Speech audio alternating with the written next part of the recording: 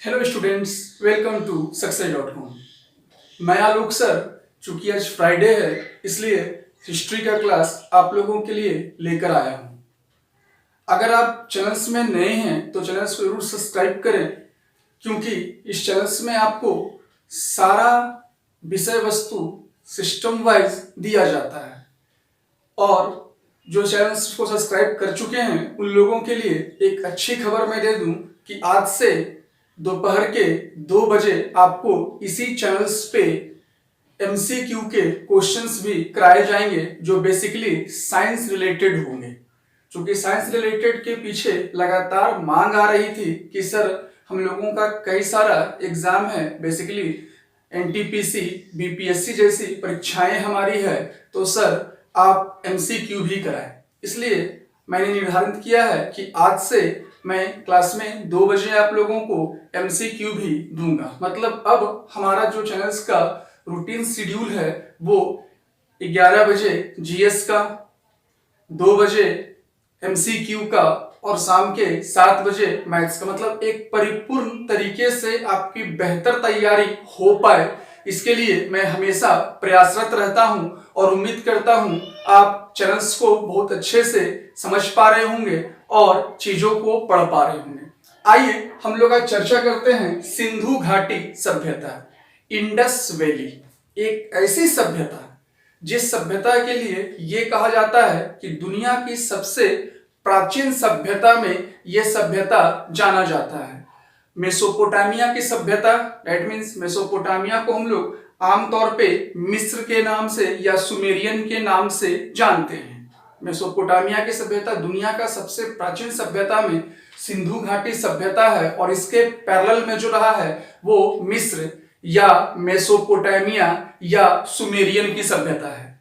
ये दोनों लगभग एक साथ पैरेलल रूप में चले, लेकिन याद रखना स्पष्ट तौर पे ठीक है, इक्विवेलेंट रहा है। एक्सेप्ट करते हैं हम भी कि मिस्र या मेसोपोटामिया या सुमेरियन की सभ्यता साथ में चली, लेकिन उससे कई गुना बड़ा, उससे कई गुना बड़ा जो है ये सभ्यता पाई जाती है हमारे देश के अंदर, जो आज वर्तमान में पाकिस्तान का और अफगानिस्तान के कुछ क्षेत्रों में भी मौजूद है। लेकिन जब खोजा गया था तो उस समय तो तमाम क्षेत्र जो था वो भारत के हिस्से में ही था। आइए हम लोग देखते हैं क्या है ये सभ्यता। ध्यान रखिएगा, कराची वगैरह का और लाहौर वगैरह का जो क्षेत्र है, लगभग आज से 70 साल पहले लोग वहां पे गड्ढा करके वहां के ईंटों का धड़ल्ले से प्रयोग कर रहे थे। तो उनको ये मालूम भी नहीं था कि 5000 साल पुराना कोई ईंट हम लोग यूज कर रहे हैं, क्योंकि वो साधारण ईंट नहीं था। लेकिन वहां के लोगों को यह अनुभव नहीं था। ये पता तब चला जब पहली बार 1856 में 1856 में एक रेलवे लाइन का विकास किया जा रहा था कराची से लाहौर के बीच। 1856 में एक रेलवे लाइन का विकास किया जा रहा था कराची से लाहौर के बीच। उस दौरान जब खुदाई आरंभ हुई तो इन लोगों को काफी शौक लगा, क्योंकि कई अवशेष, जब खुदाई आरंभ हुई तो कई अवशेष वहां से मिलना शुरू हो गए। तत्कालीन तौर पे चूंकि वो क्षेत्र जो था वो हड़प्पा था, इसलिए हम लोग सिंधु घाटी सभ्यता को एक और नाम से जानते हैं, हड़प्पा सभ्यता। एकदम याद रखिएगा, कोई दिक्कत नहीं। सिंधु घाटी सभ्यता को एक और नाम से जानते हैं हम लोग, हड़प्पा सभ्यता के नाम से भी जानते हैं। इस सभ्यता को जैसे ही कारीगरों को यह पता चला, तुरंत उस समय पुरातत्व विभाग के जो सर्वेक्षण अधिकारी या महानिदेशक थे, जो कलकत्ता हेड ऑफिस था, उनके अध्यक्ष जो थे या महासचिव जो थे, या फिर हम जिस नाम से बोले प्रेसिडेंट थे, उनका नाम जो था वो जॉन मार्शल था। क्या नाम था? John Marshall.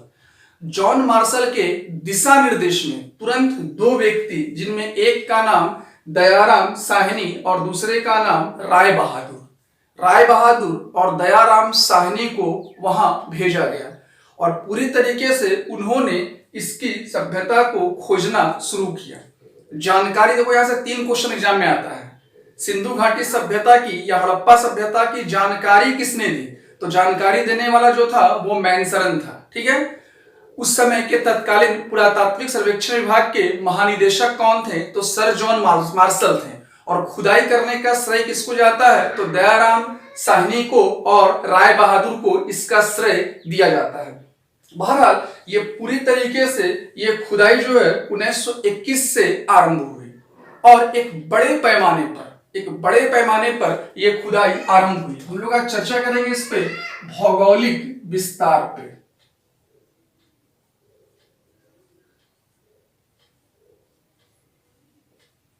सिंधु घाटी सभ्यता का हम लोग आज चर्चा करेंगे भौगोलिक विस्तार। एक ऐसा विस्तार कहा जाता है सिंधु घाटी सभ्यता ताम्र पाषाण काल, चूंकि हम लोग लास्ट वीडियो में याद होगा हम लोग चर्चा किए थे, ताम्र पाषाण काल के भारतीय उपमहाद्वीप का के पश्चिम उत्तर, चूंकि हम इंडिया को देख रहे हैं तो हमारा इंडिया इस साइड में पड़ रहा है। पश्चिम उत्तर इसलिए क्योंकि ये एरिया जो है वो क्या है? पश्चिम। अगर हम मैप को देखते हैं इंडिया का तो हम लोग को ये समझ में आता है कि सर ये वाला ईस्ट है, ये वाला वेस्ट है, ये वाला नॉर्थ है और ये वाला साउथ है। तो पूरा जोन हम जो मैप में दिखाए हम लोगों को पड़ रहा है वो पूरा का पूरा किधर दिख रहा है? इस साइड। इसलिए हम लोग ये कहते हैं कि ये पश्चिम उत्तर के क्षेत्रों में है, जिसमें वर्तमान में 3 देश की मौजूदगी है, भारत, पाकिस्तान और अफगानिस्तान। ठीक है, ये 3 क्षेत्र भारत, पाकिस्तान और अफगानिस्तान के क्षेत्रों में ये पूरा का पूरा सिंधु घाटी या सिंधु सभ्यता का भौगोलिक विस्तार जो है वो हुआ है। इस सभ्यता की जानकारी हम लोगों को जब मिली तो हम लोग देख के दंग रह गए, क्योंकि उस समय जो सभ्यता हम बात कर रहे हैं 1856-1921 के डेटों का, उस समय अधिकांश जो क्षेत्र था वो ग्रामीण क्षेत्रों में था। लेकिन इसका टेक्निक जो था, इसकी रूपरेखा जो थी, जो हम लोगों को खुदाई से प्राप्त हुई, अद्भुत था। मतलब आज के भी शहरों में शायद ये व्यवस्था ना है। एक अद्भुत सभ्यता के तौर पर नाली का विकास, नाली का शहर से बाहर जाना, सड़कों का निर्माण, पूरी तरीके से इस व्यवस्था में यह है कि इसको हम लोग नगरीय व्यवस्था या नगरीय सभ्यता, एक नगर का दर्जा इस सिंधु घाटी सभ्यता या हड़प्पा सभ्यता को दी गई है। इसलिए हम लोग इसको नगरीय सभ्यता कहते हैं। स्टूडेंट्स, ये भी क्वेश्चंस में आता है कि सिंधु घाटी सभ्यता किस प्रकार की सभ्यता है, नगरीय है या ग्रामीण है? तो कौन सा होगा? नगरीय सभ्यता के तौर पर देखा जाता है, क्योंकि इसके पीछे का वजह मैंने क्या कहा, यहाँ व्यापार था, यहाँ तकनीक था, यहाँ उत्पादन था, यहाँ नियोजित तरीके से शहर बसाया हुआ था। सबसे बड़ी चीज, आज भी हम लोग अपने शहरों की बात करते हैं तो कोई नियोजन नहीं है, कोई नियोजित तरीके का कोई ड्राफ्टिंग नहीं है। जैसे मन किया लोग घर बना लिए, मोहल्ला में रास्ता निकला चाहे मत निकले, गली निकला है, डज नॉट मैटर, लेकिन घर खड़ा है। लेकिन यहाँ ये समस्या नहीं थी। सोचो 5,000 साल पहले की मैं बात कर रहा हूँ, यहाँ ये समस्या नहीं थी। एक नगरीय योजना पूरी तरीके से नियोजित तरीके से शहर का निर्माण एक आश्चर्यचकित करने वाली बात थी। इसलिए कहा जाता है कि सिंधु घाटी सभ्यता एक नगरीय सभ्यता के तौर पर जाना जाता है। आइए हम लोग सबसे पहले इसके भौगोलिक विस्तार की बात करते हैं, इसके पॉइंट्स ऑफ व्यू को देखते हैं। देखो हम लोगों को यहाँ पे दिख रहा है मांडा ऊपर में दिख रहा है, तो हम लोग ये कहेंगे कि उत्तर में जो है वो मांडा है, नॉर्थ पोजीशन जो इसका है वो मांडा। अब एक क्वेश्चन, मांडा कहाँ है? तो आज के क्षेत्र की मैं बात करूं तो मांडा कश्मीर में है। आज के क्षेत्र की मैं बात करूं तो मांडा कहाँ हो गया? कश्मीर में है। ठीक है, फिर उसके बाद हम लोग पश्चिम में आते हैं। उत्तर ये हो गया हमारा, हम लोग आते हैं पश्चिम में। पश्चिमी क्षेत्र में जो एरिया है उसका नाम है सुत कांगेंडोर।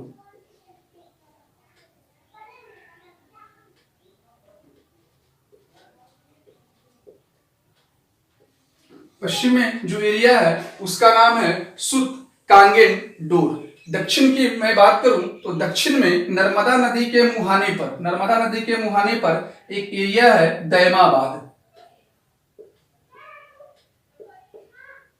ठीक है, दैमाबाद। उसके बाद मैं बात करूं तो एक क्षेत्र जो हम लोगों का है वो हम लोगों का कहलाता है आलमगीरपुर एक ऐसा क्षेत्र जो पूरी तरीके से उत्तर पूर्व में, इधर है ये तो नॉर्थ ईस्ट में जो है वो आलमगीरपुर आता है। तो एक क्वेश्चन यहां भी उठेगा कि सर आलमगीरपुर आज के डेट में कहां है। ध्यान रखिएगा ये यूपी में है। सर यूपी तो बहुत बड़ा है, यूपी तो बहुत बड़ा है, यूपी में कहां है। तो याद रखिएगा ये क्षेत्र जो है वो यूपी में मेरठ में है। ठीक है, क्लियर हो गया। 4 पॉइंट ऑफ व्यू हम लोग देख रहे हैं। उत्तर में मांडा है जो कश्मीर में है, पश्चिम में सुतकांगेन डोर है जो अफगानिस्तान के क्षेत्र में पड़ जाएगा, और दक्षिण में नर्मदा नदी के मुहाने पर दैमाबाद है, और नॉर्थ ईस्ट में आलमगीरपुर जो उत्तर प्रदेश के मेरठ शहर में मौजूद है। ध्यान देना स्टूडेंट्स, अगर इस पर लोग ध्यान दें तो उनको एक चीज दिखाई दे रहा है कि ये सीधा शेप में नहीं है, इसकी आकृति जो है वो हमेशा याद रखिएगा त्रिभुजाकार है।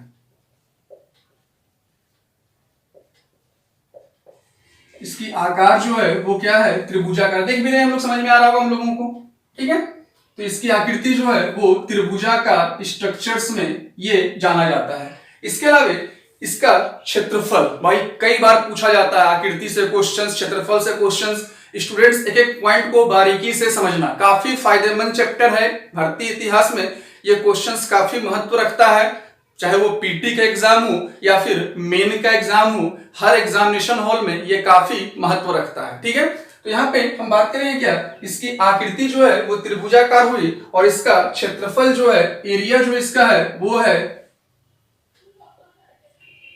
12,99,600 वर्ग किलोमीटर या किलोमीटर स्क्वायर, क्योंकि एरिया हम जानते हैं L/B लगेगा। ठीक है, और जिसमें लंबाई की बात हो रही हो तो इसकी लंबाई उत्तर से दक्षिण, नॉर्थ से साउथ की लंबाई की मैं बात करूं, क्योंकि लंबाई की बात कर रहे इसलिए क्योंकि देखो यहां से यहां हमको दिखा रहा है और फिर यहां से हमको यहां दिखा रहा है, तो नॉर्थ से साउथ की जो लंबाई है वो 1100 किलोमीटर है। नॉर्थ से साउथ की, और जो ईस्ट से वेस्ट की जो लंबाई है वो 1600 किलोमीटर है।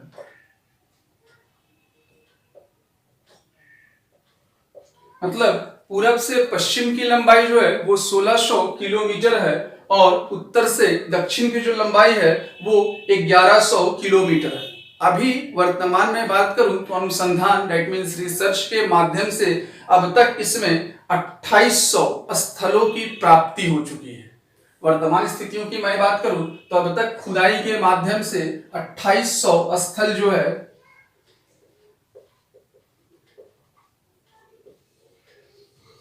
2800 स्थलों की जो है वो प्राप्ति इस सिंधु घाटी सभ्यता से हो चुकी है, और खुदाई चल ही रही है, और खुदाई चल ही रही। भारत में बेसिकली ये जो है वो राजस्थान के क्षेत्रों में मौजूद है, गुजरात के क्षेत्रों में, हरियाणा के क्षेत्रों में, कुछ हिस्सा पश्चिम उत्तर प्रदेश के क्षेत्रों में। इसके अलावा पाकिस्तान की मैं बात करूं तो सिंध के क्षेत्रों में, बलूचिस्तान के क्षेत्रों में, और अफगानिस्तान के क्षेत्रों में ये क्षेत्र जो है वो मौजूद है। हम लोगों ने भौगोलिक स्थिति में अब तक क्या क्या देखा कि भाई उत्तर में मांदा, दक्षिण में नर्मदा के पास दैमाबाद, पश्चिम में अरब सागर, और पूरब में मेरठ में आलमगीरपुर। एरिया हमने देखा कि इसकी आकृति त्रिभुजाकार है। इसका एरिया 12,99,600 वर्ग किलोमीटर है। उत्तर से दक्षिण की लंबाई 1100 किलोमीटर, पूरब से पश्चिम की लंबाई 1600 किलोमीटर, और वर्तमान स्थितियां ये बताती है कि 2800 स्थानों की अवशेष और खोज यहां पर हो चुकी है। जैसे जैसे समय बीतता जा रहा है आंकड़ा चल रहा है, क्योंकि आज भी खुदाई का कार्य जारी है। अब मैं बात करने जा रहा हूं इसके स्वरूप का। देखिएगा, जैसे हम इसके स्वरूप की बात करते हैं तो इतना याद रखना है कि ये विकसित नगरीय था। मैंने स्टार्टिंग में ही कहा था कि ये विकसित नगरीय सभ्यता के तौर पर जाना जाता है, जिसमें हमको कई चीजें मिलेगी। यहाँ का व्यवसाय का व्यवस्था, यहाँ के व्यापार का साधन, यहाँ के परिवहन का साधन, यहाँ का पशुपालन, यहाँ की तकनीक, यहाँ की उत्पादन प्रणाली, ये तमाम चीजें काफी बेहतर तरीके से इस सिंधु घाटी सभ्यता में हम लोगों को देखने मिलेगा। और इसमें सबसे महत्वपूर्ण जो हमको देखने मिलेगा वो महत्वपूर्ण शहरों की मैं बात करूं तो महत्वपूर्ण शहर जो है वो याद रखिएगा, एक हड़प्पा है। काफी महत्वपूर्ण शहरों पे मैं चर्चा कर रहा हूं स्टूडेंट, ध्यान देना, ठीक है। काफी महत्वपूर्ण शहरों में एक जो है वो हड़प्पा हो गया, दूसरा हम लोगों का मोहनजोदड़ो हो गया। मतलब एक नंबर में दे देता हूं ताकि आपको फिगर में समझने में दिक्कत ना हो। एक नंबर में हड़प्पा हो गया, 2 नंबर में मोहनजोदड़ो हो गया, 3 नंबर में चंदहुदड़ो हो गया, ठीक है। 3 नंबर में चंदहुदड़ो हो गया। इसके अलावा 4 नंबर की मैं बात करूं तो गुजरात के पास एक एरिया है जो कहलाता है लोथल। बहुत इंपॉर्टेंट टॉपिक है ये, क्योंकि लोथल से कई क्वेश्चंस एग्जाम में आते रहते हैं। 4 नंबर में हम लोगों का जा गया वो लोथल हो गया, और उसके बाद बनवाली के क्षेत्र जो हैं वो आ जाते हैं। बनवाली का क्षेत्र, ये कुछ ऐसे महत्वपूर्ण क्षेत्र हैं जिससे हर एग्जामिनेशन हॉल में आपसे परीक्षा में पूछा जाता है। स्टूडेंट्स, चूंकि सिंधु घाटी सभ्यता एक बड़ी और लंबी चैप्टर्स की सभ्यता है, क्योंकि वो उसका हिस्टोरिकल पार्ट ही बड़ा है, तो स्वाभाविक सी बात है इसका ऐतिहासिक लेखन भी जो होगा वो काफी बड़ा होगा। इसलिए मैं इसे पार्ट बाय पार्ट बनाकर आपको दूंगा। आप चैनल्स पे बने रहें और चैनल्स को जरूर सब्सक्राइब करें ताकि आपको एक बेहतर विकल्प के तौर पे आपको यूट्यूब चैनल्स मिल पाए, जो आप अच्छे से इसका प्रिपरेशन जो है वो कर पाए। अब मैं बात करने जा रहा हूं सिंधु सभ्यता का नगर योजना क्या था। देखिए, जैसे हम नगर योजना की बात करेंगे तो यहाँ पे मैं स्पष्ट तौर पे कह देता हूं, मैं एक एक शहर वाइज आपको लेकर आऊंगा कि हर शहर को इंडिविजुअली तरीके से मैं पढ़ूंगा, ठीक है। लेकिन यहाँ ध्यान रखना एक चीज कि सबसे पहले फाइनली एक नगर की व्यवस्था की बात की जाए तो एक ऐसा शहर जो पूरी तरीके से ये पता चलता है कि यहाँ इसकी संरचनाएं जो थी वो काफी विकसित थी, और ये 2 भागों में विभक्त किया गया था। पहला भाग जहां पे ऊंचे ऊंचे दुर्ग का निर्माण हुआ था, क्योंकि वहां शासक वर्ग, दैट मीन सिंधु घाटी सभ्यता के जो शासक होते थे, नगरों को 2 हिस्सों में बांटा गया था। पहले वर्ग में ऊंचे ऊंचे दुर्ग बनाए गए थे जिसमें शासक वर्ग रहा करते थे, और दूसरा जो था वो सामान्य था, जो जनता निवास करते थे। मतलब नगरों को, फिर से समझना, नगरों को 2 भागों में बांटा गया, जिसमें पहले भाग में जो है वो शासक के लिए दुर्ग का निर्माण हुआ था, और दूसरा एक सामान्य क्षेत्र जिसमें वहां के जनता निवास करते थे। सिंधु घाटी सभ्यता के लोग जो हैं ये स्पष्ट तौर पर ये कहते हैं कि भाई हम लोग काफी डेवलप थे। उनकी जो रिकॉर्ड्स, उनकी जो सिस्टम्स हम लोगों को प्राप्त हुई है, इन तमाम चीजों से ये पता चलता है कि वहां कई बेहतर चीजें थी।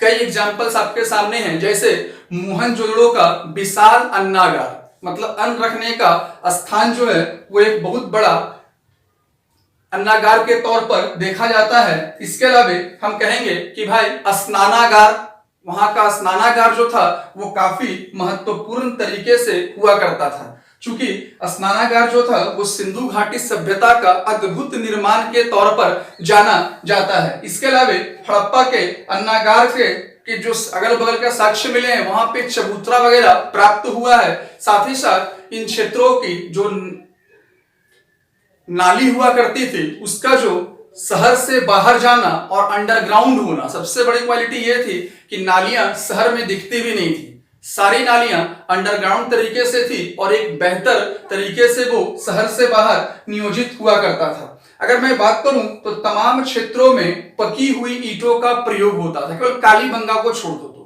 मैं आऊंगा एक करके सारे शहरों को बताऊंगा, मैं आपको तमाम शहरों को इंडिविजुअली मैं दूंगा आपको क्लास में, लेकिन अगर कालीबंगा को छोड़ दें तो तमाम क्षेत्र जो था वो पकी ईंटों का प्रयोग करता था एक अच्छे स्वरूप के तौर पर, एक अच्छे स्वरूप के तौर पर किया करता था। और अन्नागार की विशेषता यह हुआ करती थी कि वहां पर जितने भी अधिशेष अनाज थे उन तमाम अधिशेष अनाजों को वहां सुरक्षित रखा जाता था, जिसके लिए वहां पर मजबूत चबूतरा, चूंकि जमीन पे रखेंगे तो क्या होगा, अनाज सड़ जाएगा, इसलिए वहां पे मजबूत चबूतरा जो है वो बनाया गया था।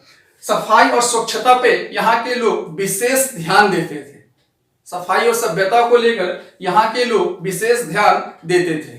ठीक है, आज हम लोगों ने जाना कि सिंधु घाटी सभ्यता का भौगोलिक विस्तार क्या है। हमने देखा सिंधु घाटी सभ्यता का स्वरूप क्या है और यहाँ की नगर योजना किस रूप में थी। हम लोगों का कल का जो वीडियो होगा उसमें हम लोग तमाम शहरों के एक एक करके जानेंगे, क्योंकि सिंधु घाटी सभ्यता एग्जाम और व्यू से काफी महत्वपूर्ण होता है। इसलिए वीडियो को पूरा देखें और चैनल्स पे बने रहने के लिए चैनल्स को जरूर सब्सक्राइब करें। जैसे मैंने क्लास स्टार्ट करने से पहले ही कहा था कि आज से ही आप लोगों को साइंस का एमसीक्यू भी कराया जाएगा दोपहर के 2 बजे, चूंकि लगातार स्टूडेंट्स का डिमांड आ रहा था कि सर एग्जाम्स है, एमसीक्यू भी साथ में कराइए। ठीक है, तो मैं आज से आप लोगों को 2 बजे साइंस का एमसीक्यू भी चैनल्स पे दूंगा। वीडियो कैसा लगा स्टूडेंट्स जरूर बताएं और चैनल्स को सब्सक्राइब करें, अधिक से अधिक लोगों तक इस चैनल्स के बारे में बताएं। जय हिंद, जय भारत।